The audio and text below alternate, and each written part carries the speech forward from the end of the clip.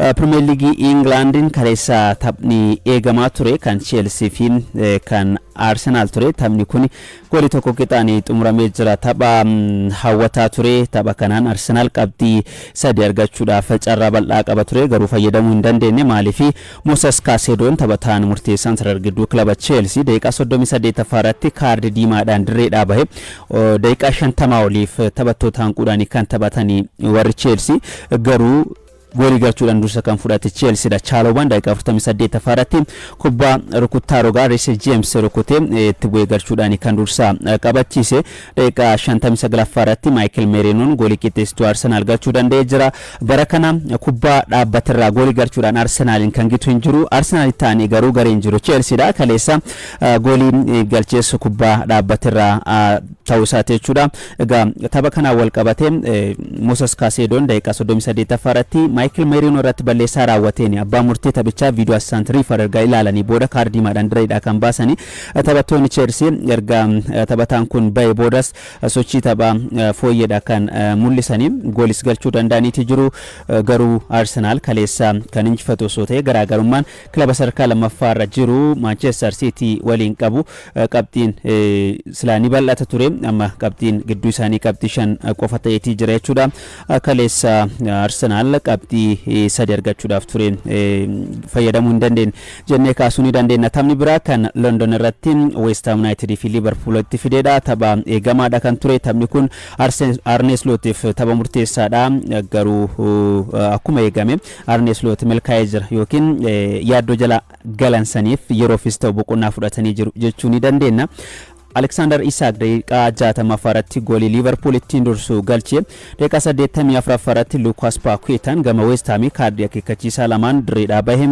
Cody Gakpo daqiiqaa 92 irratti goolii Liverpool lammaffaa galchuudhaan Liverpool direetiin ala goolii 2-0 akka injifatu gargaaranitti jiru. Kaleessuma Nottingham Forest direef deeggartu isaa fuulduratti Brighton mo'amee jira goolii 2-0 kan mo'ame.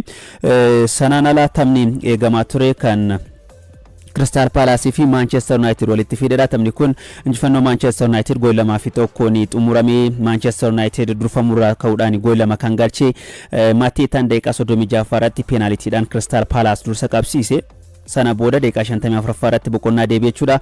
Joshua Zirkzeen akkasuma Mason Mount daqiiqaa 63 irratti gooliiwwan 2 garee Ruben Amorim galchuudhaan Manchester United erga bara 2019 as direetiin ala keessattuu diree Crystal Palace irratti akka injifatuuf gargaaraniiti jiru. Crystal Palace garee laayyoo miti bara kana taphoota diree isaa irratti taphate tokkos hin mo'amne ture. Kaleessa garuu Manchester United mo'amee jira. Aston Villaanis goolii 1-0 Wolves injifatee jira. Cameron daqiiqaa 67 goolii injifannoo garichaa galchee jira. Sanbata Brentford goolii 3-1 Burnley injifatee Manchester City galchiin 3-2 Leeds United mo'ateeti jira.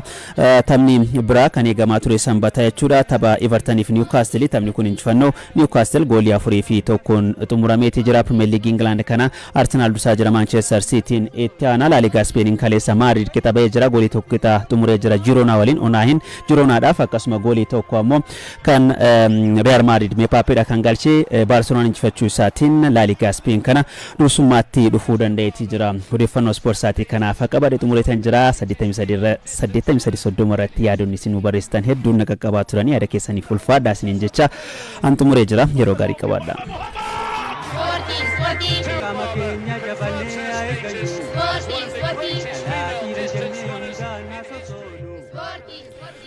OBN kan caqasaatti jirtan dhaggeeffattoota keenya jaallatamoo yaadoo qabatan 83 irratti saaphaa dura buustanii nuuf barreessuu dandeessu. Odeeffannoo atleetiksii wal qabataniin eegala. Kaleessa fiigichi guddaan magaalaa Bishooftuutti fiigamee jira. Fiigichi kun egaa waggaa 90ffaa hundeeffama humna qilleensa Itoophiyaa sababa godhachuudhaan kan geggeeffame. Fiigicha kanarratti atleetonni jajjaboon hedduu hirmaatanii jiru. Atleetonni 700 ol hirmaatanii jiru. Namoonni 25,000 itti tilmaaman fiigicha kanaan qooda fudhataniiti jiru. Egaa fiigicha kanarratti atleetonni hirmaatan atleetota muuxannoo qabanidha. Fiigicha kiiloomeetira 10 kanaan dhiiraan jechuudha atleet Geetaanaa Mollaa kilaba atleetiksii Machaal irraa injifatee jira. Atleet Cimdeessaa Dabalee akkasuma koonistirakshinii Oromiyaa irraa kan injifatee Biiniyaam Malaakuu Machaal irraa sadarkaa 1-3 qabachuudhaan kan xumuranii dubartootaan tokkoffaa kan baate Biqilee Ambassaati.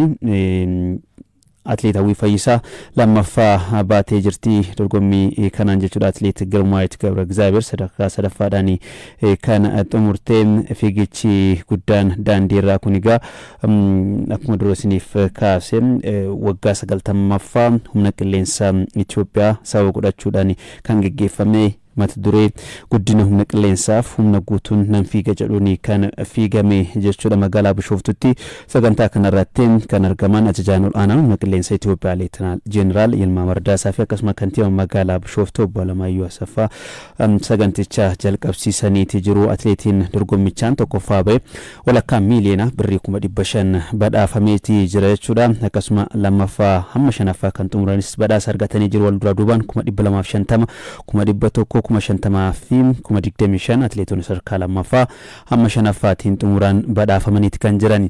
Qabxii waliigalaatiin Shaggar dhiiraan jechuudha waancaa fudhatee jira. Qabxii 38tiin Machaal lammaffaadhaan xumure. Qabxii 52 akkasuma Baankiin Daldala Itoophiyaa sadarkaa sadaffaadhaan kan xumure. Dubartootaan Machaal qabxii 72 olaantummaan xumure jira yookiin waancaa fudhatee jira. Waancaa waliigalaa akka gareetti Baankiin lammaffaa koonistiraakshiniin Oromiyaa sadarkaa sadaffaadhaan kan goolabe. Odeeffannoowwan birootti waan darbuu waancaa seekaafa qopheessummaa Itoophiyaatiin geggeeffamaa jiruun kaleessa biyyoonni xumuraaf darban lama adda baaniiti jiru. Kanaanis Ugaandaa fi Taanzaaniyaan biyyoota xumuraaf darban ta'aniiti jiru. Ramaddii baa keessatti hirmaachaa turan Taanzaaniyaa fi Ruwaandaan magaalaa Dirreedawaatti jechuudha. Taanzaaniyaan sadarkaa jalqabaatti yoo xumurtu Ugaandaan lammaffaadhaan xumuruudhaan akkasuma Ramaddiyaa magaalaa Finfinneetti taphatamaa tureen ammoo Itoophiyaan tokkoffaa Keeniyaan lammaffaa xumuruudhaan kan walitti dhufanii. Egaa Ramaddii A tokkoffaan kan xumurte Itoophiyaan, Ramaddii B lammaffaan kan xumurte Ugaandaa waliin taphattee kaleessa goolii 3-0 mo'amtee jirti Itoophiyaan. Egaa tapha kaleessaa irratti boqonnaa dura fooyyee qabdi ture. Sochiin taphallee wal madaalaa kan ture. Boqonnaa deebii garuu dogoggoroota karra eegaa fi akkasuma taphattoota sarara isaatiin gooliin lamatti galee boodarra rukuttaa dabbiirraa goolii hawwattuun warri Ugaandaa galchuudhaan goolii 3-0 injifataniiti jiru. Daqiiqaa 51 irratti Tamasgeen Kabbadaa kubbaa salphaa dogoggora isaatiin karra eegaa garee biyyaalessa Itoophiyaa jechuudha garee isaa irratti galchee Ugaandaan dursa qabatte. Daqiiqaa lamaan booda 53 irratti Owen Mukiisaan dogoggora taphataa sarratti isaa garee biyyaalessa Itoophiyaa umurii 17 gadi fayyadamuudhaan goolii lammaffaa lakkoofse. Daqiiqaa 78 irratti Looriyaan Losiibaa taphataan jedhamu rukuttaa dabbiirraa goolii hawwattuu galchuudhaan Ugaandaan goolii 3-0 injifattee xumuraaf darbuu dandeesseeti jirti. Taphni biraa kan kaleessa taphatame Taanzaaniyaan goolii 3-1 tapha Keeniyaatti injifatteedha.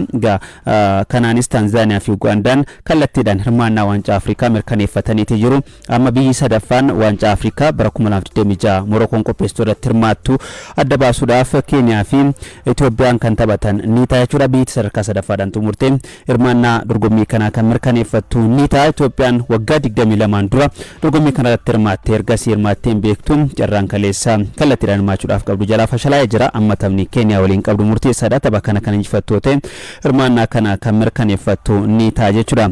Odeeffannoo biraatti waan darbuu Pirimeer Liigii Itoophiyaa arganna. Pirimeer Liigiin Itoophiyaa kaleessa taphoota afur keessummeessee jira. Taphni Faasiliif Walaayittaa Diichaa goolii tokko qixaanii kan xumurame. Egaa taphni kun istaadiyeemii Finfinneetti taphatame. Taphni Yuunivarsiitii Walwaaloo Addiigiraat fi Magalee akkasuma injifannoo Yuunivarsiitii Walwaaloo Addiigiraat goolii 1-0 kan goolabame. Yuunivarsiitii Walwaaloo Addiigiraat barichaan injifannoo jalqabaa galmeessuu danda'eeti jira. Bahaar Daar Madiin Itoophiyaa goolii 1-0 Yuunivarsiitii istaadiyeemii Yuunivarsiitii Hawaasaatti injifateeti jira. Akkasuma taphni Itiyoo Elektirikii fi Adaamaa goolii malee xumurameeti jira. Har'as taphoonni taphataman jiru. Taphoota 3 taphatama jechuudha. Mirragannat Shiran Hawaasaa waliin ni taphatu. Finfinneetti taphatu.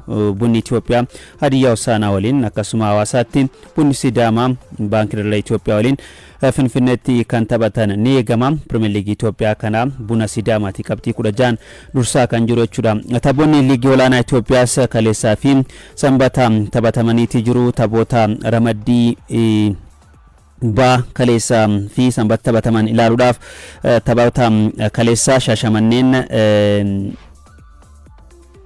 dhiifama taphoota kaleessaa baatuun gool 2-1 kutaa bulchiinsa magaalaa Aqaaqii injifateetii jira akkasuma Gaamoo Ceenchaanis goolii 1-0dhaan kutaa bulchiinsa magaalaa Eekkaa mo'ateetii jira gaafa Sanbataa Shaashamanneen Naqamtee waliin goolii maleedha kan xumure Nab goolii 2-0dhaan Buna Beenchi Maajii mo'ataniiti kan jiranii taphni biraa kan torbee saglaffaa liigichaa jechuudha kan torbeen jaaffaa liigichaa gaafa kibxataa egalee kan taphatamu ta'uu isaatti ramaddii kana halaabaan dursuu irratti argama qabxii 11 egaa kilabiin kun Bashir Abdallaatiin garee leenjuudha. Bashir Abdallaa bara dorgommii darbee Shaggar karaa Pirimeer Liigitti leenjisaa guddiseedha. Bara kana halaabaa qabatee ramaddii isaa qabxii 11 dursuu irratti argama. Mangee Beenishaangul Gumuz ramaddii kana qabxii walqixaa 11 qabaachuudhaan garaagarummaa goolittiin caalamee sadarkaa lammaffaa irratti argama. Daseen qabxii 8 sadarkaa sadaffaa irratti argama. Taphni kun istaadiyeemii Jimmaatti taphatamaa jira. Kilabiin naannoo Oromiyaa biraa dorgommii kanaan yookiin ramaddii kana keessatti argamu Bishooftuudha. Qabxii 4 sadarkaa torbaffaa irratti argama. Taphni ramaddii A kan istaadiyeemii artifishaalaa yookiin namtolchaa hawaasaatti taphatamaatii jiruun jechuudha. Gaamoo Ceenchaan qabxii 11 dursuu irratti argama. Nibiif Shaashamanneen qabxii 9 baatuu dabalatee jechuudha. Sadarkaa lammaffaa hamma sadaffaa jiru qabataniitii jiru. Buraayyuun qabxii 5 sadarkaa torbaffaa irratti argama jechuudha ramaddii kanaan.